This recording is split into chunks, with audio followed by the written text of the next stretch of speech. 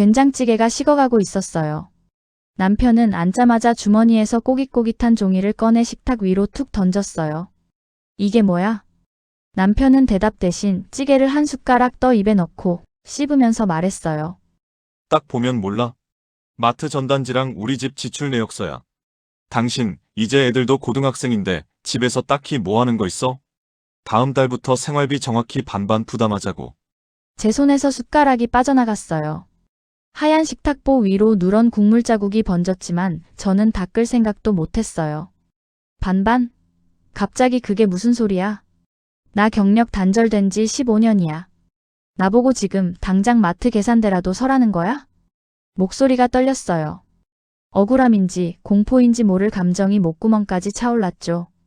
남편은 눈길 한 번 주지 않았어요. 스마트폰을 꺼내 주식창을 확인하며 캔맥주를 땄어요. 칙 하는 소리가 유독 크게 들렸어요. 그러게, 아줌마들하고 수다 떨 시간에 자기 개발 좀 해볼 생각은 못했어? 내가 15년 동안 벌어다 줬으면 이제 당신 밥값은 당신이 벌어서 내라는 소리야. 저는 떨리는 손으로 식탁 위에 종이를 집어들었어요. 남편은 그걸 보면서도 피식 비웃었어요. 내가 당신 먹여 살린 게 잘못이네. 편하게 살다 보니까 이제 돈이 하늘에서 떨어지는 줄 알지? 그 말이 가슴에 박히는 순간 이상하게도 아주 오래된 기억 하나가 스쳐 지나갔어요. 결혼하고 첫째를 가졌을 때였어요. 남편이 제 배에 손을 얹으며 말했죠. 애는 엄마가 키워야지. 당신은 집안일에만 집중해. 돈은 내가 악착같이 벌어올게. 그때는 그 말이 참 든든하게 느껴졌어요. 고마웠어요.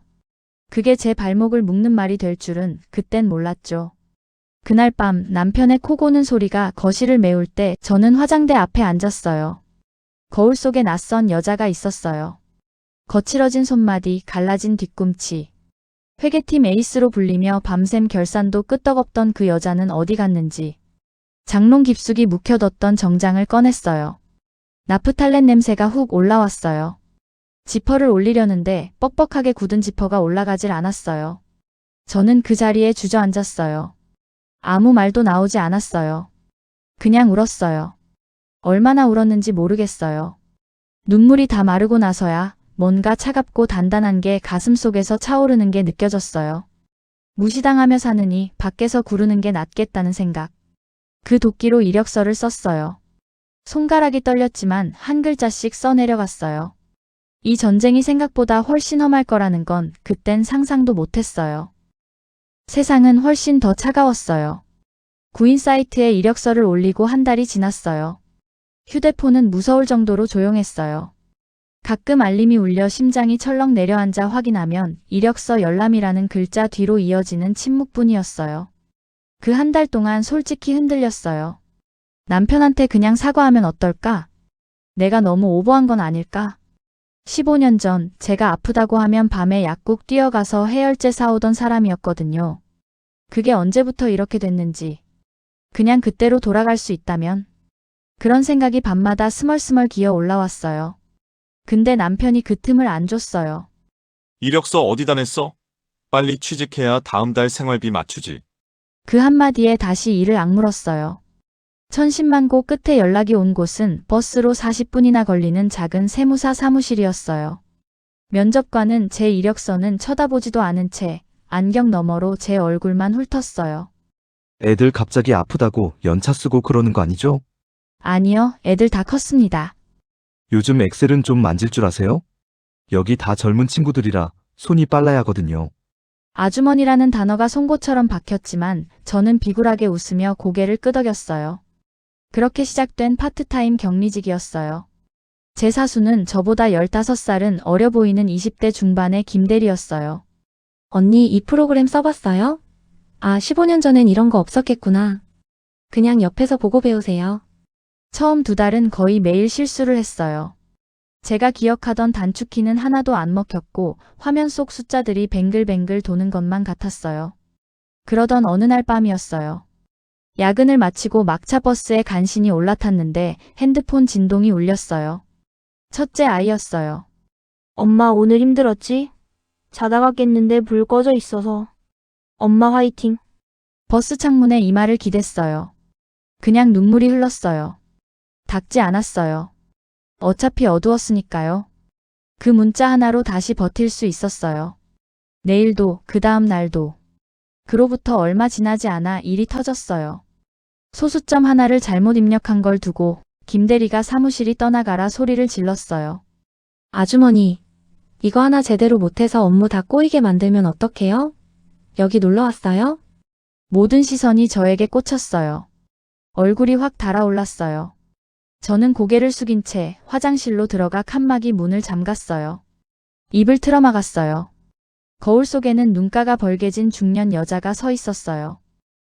겨우 집에 돌아오니 싱크대에 설거지가 산더미처럼 쌓여 있었고 남편은 소파에 누워 TV를 보고 있었어요. 왔어? 배고파 죽겠다. 빨리 밥 좀. 3만 원짜리 구두가 파고든 뒤꿈치에서 피가 배어 나오고 있었어요. 저는 말할 힘도 없이 고무장갑을 꼈어요. 그냥 설거지를 시작했어요. 찬물이 뒤꿈치 상처에 닿았어요. 쓰라렸어요. 근데 입술을 꽉 깨물었어요. 여기서 무너지면 평생 이 집에서 비웃음 속에 살게 될 테니까요. 그날 밤 잠든 남편 옆에서 멍하니 앉아 있는데 남편 폰 화면에서 알림 하나가 떴어요. 화면이 제 쪽을 향해 있었거든요. 반대매매 예정. 저는 그 자리에서 굳었어요. 심장이 빠르게 뛰었어요. 반대매매. 주식을 담보로 빌린 돈을 못 갚을 때 강제로 주식을 팔아버리는 것. 제가 회계팀에 있을 때 몇 번 봤어요. 그걸 당하는 사람들이 어떻게 되는지도요. 저는 조용히 자리에서 일어났어요. 남편이 평소 쓰던 공동인증서를 찾아냈어요. 비밀번호는 늘 그렇듯 아이들 생일이었어요. 결혼하고 나서 남편이 직접 제 이름으로 만들어준 같이 관리하던 통장 인증서였죠. 컴퓨터 화면에 푸른 빛이 얼굴을 비추던 새벽, 저는 15년 동안 잠들어 있던 회계 감각으로 남편 돈의 흐름을 하나씩 추적하기 시작했어요. 숫자는 거짓말을 하지 않거든요. 2시간쯤 지났을 때 손이 떨리기 시작했어요. 남편이 보너스라며 가져왔던 돈들, 전부 마이너스 통장에서 뽑은 빚이었어요. 주식 빚만 수천만 원. 그런데 더 충격적인 건 따로 있었어요. 아이들 대학 등록금으로 모아두던 적금 계좌였어요. 매달 100만 원씩. 시어머니 계좌로 비밀리에 빠져나가고 있었어요. 그 순간 며칠 전 들었던 시어머니 목소리가 귀에 울렸어요. 이번 달은 좀 더 보내줄 수 없어. 지난달보다 적잖아. 그때 저는 그냥 대수롭지 않게 넘겼었어요. 남편은 밖에서 돈을 다 날리고 아내서는 저를 등 떠밀어 생활비를 메꾸게 하면서 동시에 저 모르게 아이들 미래까지 빼돌리고 있었던 거예요. 그러면서 저한테 한 말이 집에서 논다, 돈도 못 번다였죠. 저는 조용히 모든 입출금 내역과 주식 거래 기록을 스캔해 개인 클라우드에 올렸어요. 화가 난 건 아니었어요. 솔직히 말하면 그때 눈물이 났어요. 분해서가 아니라 그냥 슬펐어요. 한때는 저한테 잘해줬던 사람이었거든요. 이 사람이 이렇게까지 했다는 게. 그 눈물이 다 마르고 나서 조용히 다짐했어요. 그래, 당신이 원한 반반 내가 끝까지 맞춰줄게. 그로부터 6개월이 흘렀어요. 쉽지 않았어요. 하나도. 3개월 차에 원장님한테 불려갔어요. 업무 속도가 너무 느리다고 계약 연장이 어렵다는 말이었어요. 집에 오는 버스 안에서 울었어요. 입을 꽉 틀어막았어요. 이러다가 남편 말대로 되는 건 아닌가, 그 생각이 제일 무서웠어요. 그날 밤 저는 자정이 넘도록 세법 개정판을 들여다봤어요. 눈이 빠질 것 같았어요. 그러다 잠깐 핸드폰을 봤는데 친정엄마한테 문자가 와 있었어요. 아직도 안 자? 몸 상한다. 그래도 네가 시작한 거니까 끝까지 해봐. 그 말에 한 번 눈을 감았다가 다시 책을 펼쳤어요. 5개월 차가 되던 날이었어요. 15년 차 경력 사수도 골머리를 앓던 거액의 법인 세금 누락분을 제가 잡아냈어요. 원장님이 돋보기를 고쳐 쓰고 제 장부를 훑더니 말씀하셨어요. 아주머니인 줄 알고 뽑았는데 우리 사무실에 보석이 들어왔었네. 정식으로 계약합시다. 계약서에 사인을 하는 손끝이 기분 좋게 떨렸어요. 집으로 가는 버스에서 창밖을 한참 봤어요. 별 생각 없이. 그냥 좀 후련했어요. 집에 들어서니 남편이 소파에 누워 TV를 보고 있었어요. 이제 왔어? 밥 안 차리고 뭐해? 저는 조용히 가방에서 계약서를 꺼내 식탁 위에 놓았어요. 나 오늘 정규직 됐어. 연봉도 당신이랑 비슷하게 맞췄어. 남편의 손이 멈칫했어요. 그러더니 입꼬리를 비틀었어요. 그래봤자 여자 월급이지. 나만큼 벌려면 10년은 더 굴러야 해. 비아냥거리지 마.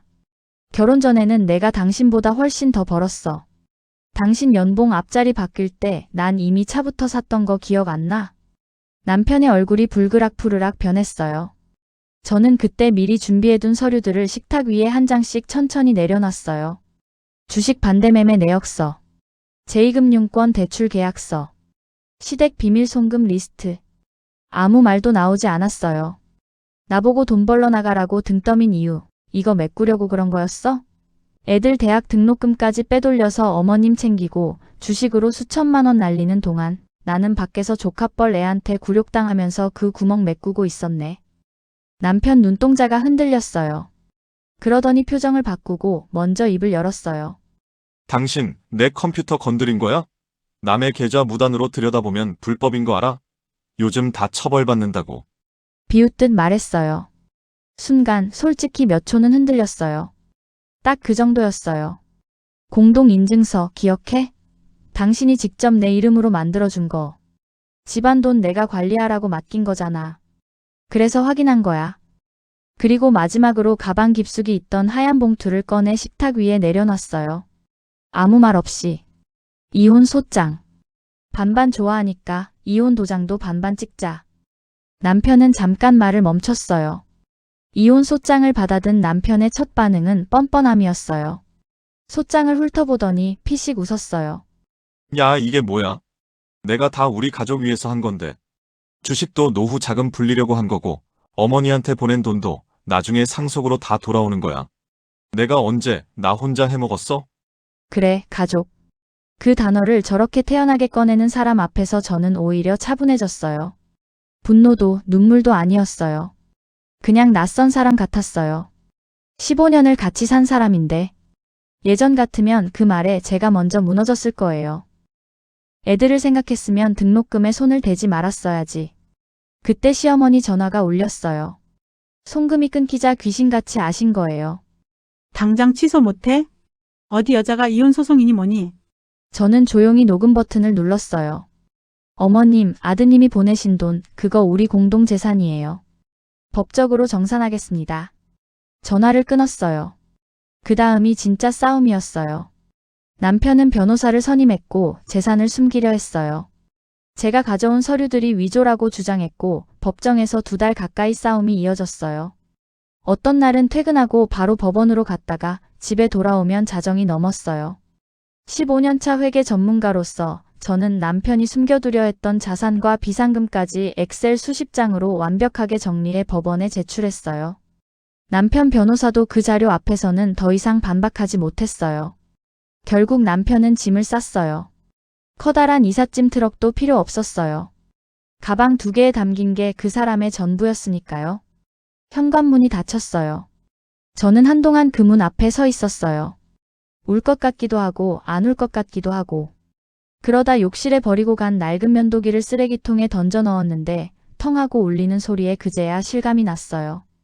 끝났구나. 그날 저녁 아이들과 식탁에 마주 앉았어요. 엄마 그동안 고생 많았어. 이제 엄마 하고 싶은 거 다 해. 참았던 눈물이 왈칵 쏟아졌어요. 슬퍼서가 아니라 너무 홀가분해서요. 15년 만에 처음으로 집안의 공기가 깨끗하게 느껴졌어요. 며칠 뒤 첫 정규직 월급을 들고 백화점에 갔어요. 15년 동안 남편 와이셔츠, 아이들 운동화만 골라왔던 제가 오직 나를 위한 구두 한 켤레를 샀어요. 부드러운 가죽이 발을 감싸는데 다 나은 뒤꿈치의 흉터가 손끝에 닿더라고요. 훈장 같았어요. 지금도 매일 아침 그 구두를 신고 출근해요. 계단을 오를 때마다 또각또각 울리는 소리가 나거든요. 그 소리가 좋아요. 제 소리 같아서. 15년 만에 되찾은 제 소리예요. 여러분께 여쭤보고 싶어요. 남편이 그날 된장찌개 앞에서 그 종이를 던지지 않았다면 저는 계속 그렇게 살았을까요? 아마도요. 아마 지금도 나프탈렌 냄새 나는 정장을 장롱 깊숙이 넣어둔 채 잘 모르고 살았겠죠. 그래서 저는 가끔 생각해요. 그날의 그 말이 저를 무너뜨린 게 아니라 여기까지 끌고 온 건 아닐까 하고요. 혹시 지금 비슷한 상황에 계신 분 있으신가요? 댓글로 여러분의 이야기도 들려주세요.